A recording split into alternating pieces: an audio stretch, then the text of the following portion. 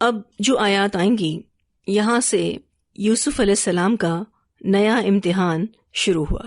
اللہ سبحانہ تعالیٰ فرماتے ہیں وَرَاوَدَتْهُ، اور پھسلانا چاہا اس کو، التی اس عورت نے، ہوا وہ یعنی یوسف، فی بیتہا جس کے گھر میں تھے، عن نفسہ اس کے نفس سے یعنی اپنی طرف سے، وغلقت الابواب اور بند کر لیے دروازے۔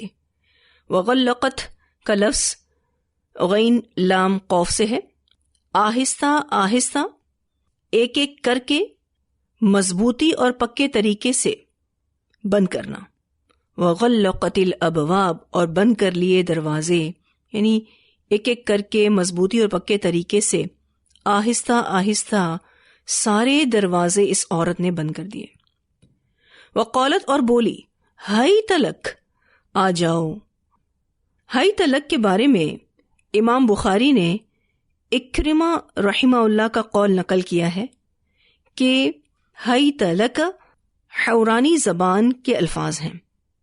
حورانی زبان ملک شام میں بولی جاتی ہے، یعنی حورام ملک شام کا ایک شہر ہے جس میں یہ زبان بولی جاتی ہے۔ تو امام بخاری رحمہ اللہ نے اکرمہ رحمہ اللہ کا قول نقل کیا ہے کہ ہی تلکا حورانی زبان کے الفاظ ہیں جو ہلما یعنی آئیے کے معنی میں ہیں۔ سعید بن جبیر رحمہ اللہ نے بھی یہی کہا ہے اور یہ بات بخاری میں ملتی ہے۔ وقالت ہی تلک، اور بولی آ جاؤ۔ اس آیت میں یوسف علیہ السلام کے ساتھ عزیز مصر کے گھر میں جو کچھ ہوا اسے بیان کیا جا رہا ہے۔ عزیز مصر کی بیوی نے یوسف علیہ السلام سے برے فعل کا مطالبہ کیا۔ اس عورت کا نام قرآن و سنت سے معلوم نہیں ہوتا۔ یہاں آپ دیکھیں تو اللہ تعالیٰ نے عزیز مصر کی بیوی کہنے کے بجائے یہ فرمایا کہ یوسف کو گناہ پر اس عورت نے اکسایا جس کے گھر میں وہ رہتے تھے، تاکہ اندازہ لگایا جا سکے کہ یوسف علیہ السلام پر اس عورت کا کتنا پریشر تھا، وہ کتنی مشکل گھڑی سے گزر رہے تھے۔ پھر یہ کہ آپ علیہ السلام کی پاک دامنی کا بھی بتایا گیا کہ وہ اسی کے گھر میں رہتے ہوئے کس طرح اس سے بچنے کی کوشش کرتے رہے ہوں گے۔ اوبیسلی یہ فرسٹ ٹائم تو اس نے نہیں کیا ہوگا، اس سے پہلے بھی وہ کئی بار ایسی کوششیں کر چکی ہوگی جس کو آپ چھوٹی موٹی کوشش کہہ سکتے ہیں۔ اب فائنلی اس نے یوسف علیہ السلام کو ایک کمرے میں بلایا اور باقی جتنے بھی دروازے اس کمرے سے ریلیٹڈ تھے بند کر دیے۔ تو وہ بار بار آپ علیہ السلام کو اکساتی ہوگی اور آپ علیہ السلام نے بار بار اس کو اگنور کیا ہوگا۔ کہا جاتا ہے کہ عزیز مصر کی بیوی نے ایسا کرنے سے پہلے، یعنی دعوت گناہ دینے سے پہلے، خوف کی وجہ سے اور احتیاط کی وجہ سے 7 دروازے بند کیے تاکہ وہاں تک کسی کے پہنچنے کا گمان بھی نہ ہو سکے۔ یوسف علیہ السلام کی پاک دامنی کی یہ بھی دلیل ہے کہ عزیز مصر کی بیوی نے ایسی جگہ اور ایسے وقت میں دعوت گناہ دی جہاں کوئی انسان نہیں آ سکتا تھا، یعنی کسی بھی انسان کے آنے کا ڈر نہیں تھا۔ ہر اعتبار سے اس نے یہ کوشش کی تھی کہ کسی کو پتہ نہ چلے۔ اس کے باوجود یوسف علیہ السلام کے دل میں گناہ کا کوئی ارادہ نہ آیا۔ یوسف علیہ السلام نے جواب دیا، قولا کہا، معاذ اللہ، اللہ کی پناہ۔ یہ جواب تھا یوسف علیہ السلام کا، اور یہ جواب انہوں نے فوری طور پر دیا کہ اللہ کی پناہ، یعنی میں اس گناہ سے بچنے کے لیے اللہ کی پناہ مانگتا ہوں، اللہ سبحانہ تعالیٰ مجھے اپنی پناہ میں لے لے، کیونکہ یہ زنا ہے، یہ بہت بڑا گناہ ہے۔ پھر اسی طرح سے یہ خیانت بھی ہے اور احسان فراموشی بھی ہے۔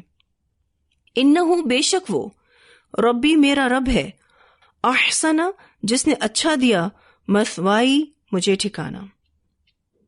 یہاں پر انہو کی ضمیر اللہ کی طرف بھی جا رہی ہے اور عزیز مصر کی طرف بھی جا رہی ہے، کیونکہ آگے جو ربی کا لفظ ہے نا، obviously اس کا پہلا معنی تو حقیقی رب ہے، ٹھیک ہے، لیکن اس وقت کے لوگ بادشاہ، آقا اور مالک کے لیے رب کا لفظ استعمال کرتے تھے، ٹھیک ہے جی۔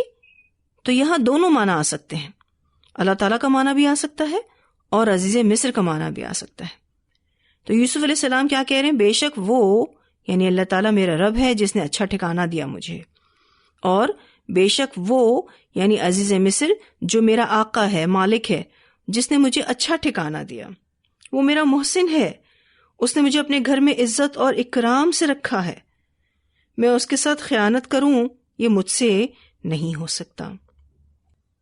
ٹھیک ہے جی، تو دونوں معنی آپ نے یہاں پر سمجھنے ہیں، اللہ تعالیٰ کا بھی اور آقا کا یعنی عزیز مصر کا بھی، کہ اللہ میرا رب ہے، اس نے میرے لیے بہت اچھے ٹھکانے کا انتظام کیا، میں اس کی نافرمانی کا کیسے سوچ سکتا ہوں۔ اور دوسرا معنی کہ آپ کا شوہر میرا آقا ہے، میرا محسن ہے، میں اس سے خیانت کروں یہ مجھ سے نہیں ہو سکتا۔ ایک بہت اہم بات کہ یوسف علیہ السلام نے غائبانہ طور پر اپنے محسن کے احسان کو مان کر اس کی تعریف کی، یہ آپ علیہ السلام کے کردار کا مثبت پہلو ہے۔ عزیز مصر سامنے تو نہیں تھا، لیکن انہوں نے اس کا احسان یاد رکھا، کہا اگر تمہارے ساتھ برائی کروں گا تو یہ تمہارے شوہر کی حق تلفی ہے۔ انہو بے شک وہ، لا یفلح الظالمون نہیں فلاح پاتے وہ جو ظالم ہیں، اور ظالم کبھی فلاح نہیں پائے گا۔ اور یوسف علیہ السلام یہاں زنا کرنے والے کو ظالم کہہ رہے ہیں اور احسان فراموش کو بھی ظالم کہہ رہے ہیں۔ تو مراد الظالمون سے زناکار اور احسان فراموش ہے۔ ایک روایت آتی ہے بخاری کی، ایک رات آپ صلی اللہ علیہ وسلم سو رہے تھے تو آپ صلی اللہ علیہ وسلم کے پاس 2 فرشتے آئے، دونوں نے کہا اے محمد صلی اللہ علیہ وسلم ہمارے ساتھ چلیے۔ آپ صلی اللہ علیہ وسلم نے فرمایا تو میں دونوں کے ساتھ چل پڑا۔ میں نے ایک تنور دیکھا جس میں سے چیخوں کی آوازیں آ رہی تھیں۔ میں نے پوچھا یہ کیا ہے؟ تو فرشتوں نے مجھ سے کہا کہ اس میں دیکھو۔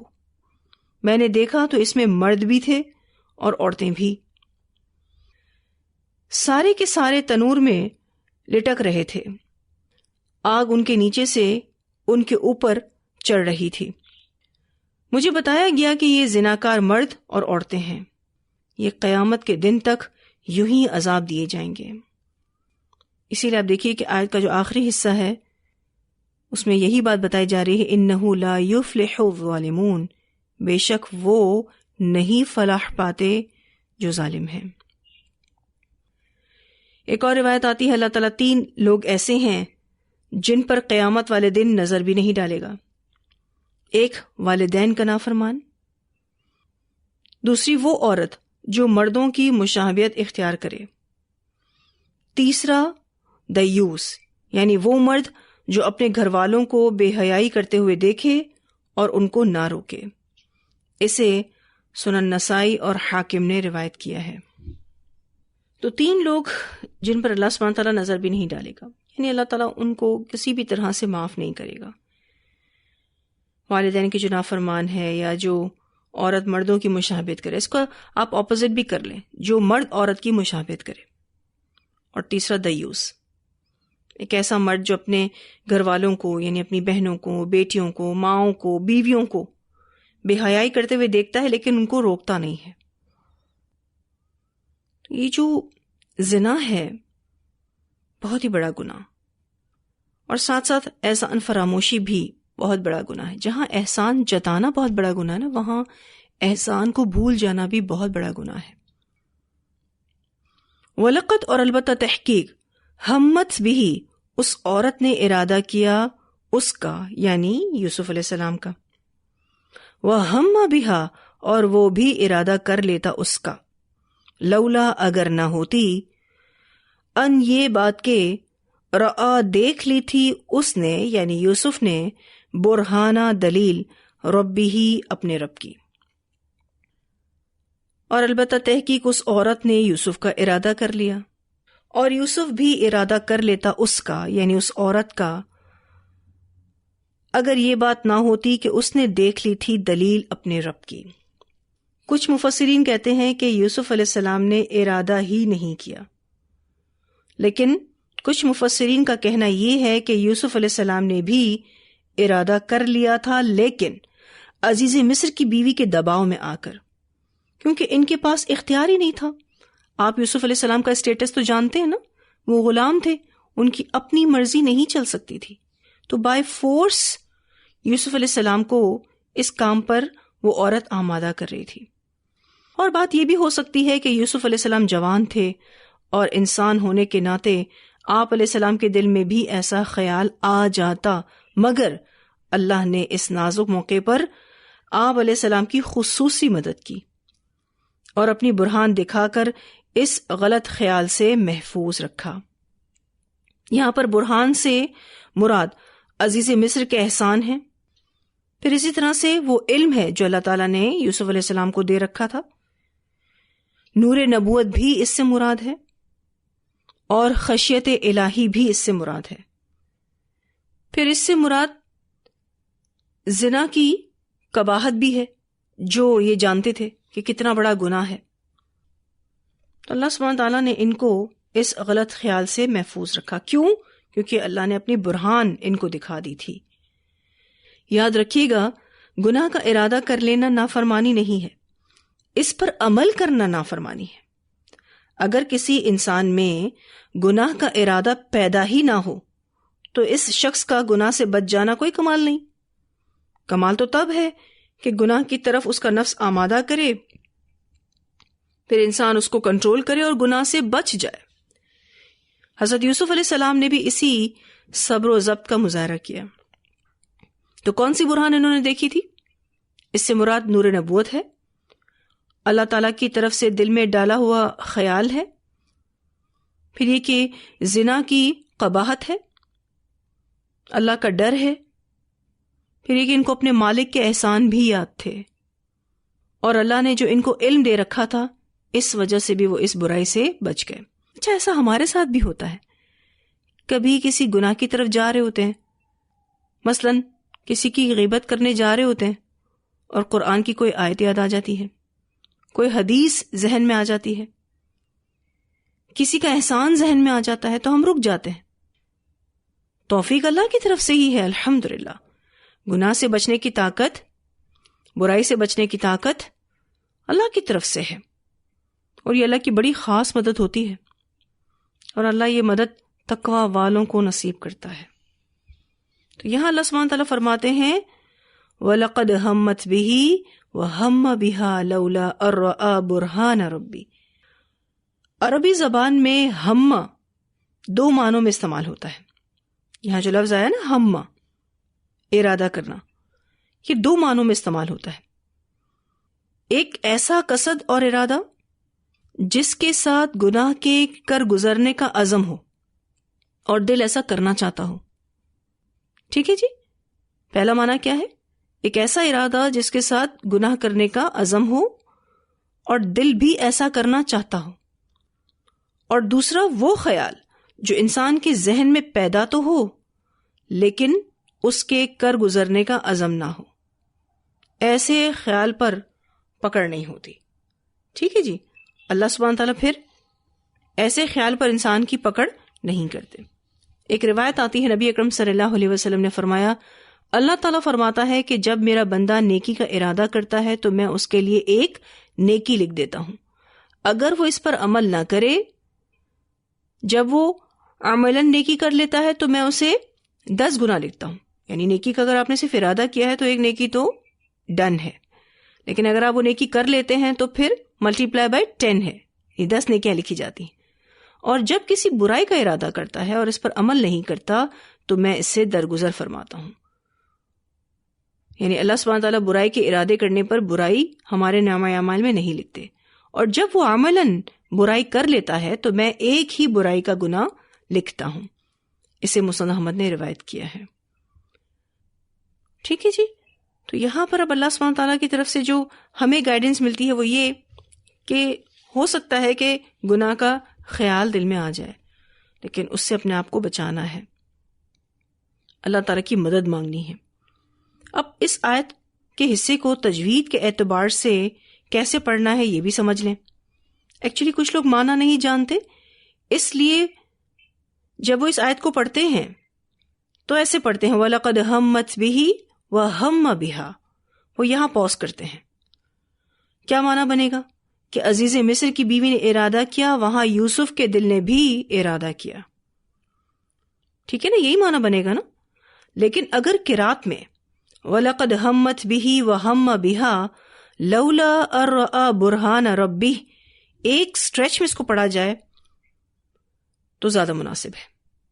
اور اگر سانس ڈیولپ نہ ہو، اتنا لمبا آپ سانس نہ لے سکیں، تو بھی لولا پر پوز کر لیں. وَلَقَدْ هَمَّتْ بِهِ وَهَمَّ بِهَا لَوْلَا أَن رَأَىٰ بُرْهَانَ رَبِّهِ. ٹھیک ہے، اس طرح سے پڑھ لیں تو یہ زیادہ معتبر بات اور پیغمبر کی شان کے مطابق ہوگی.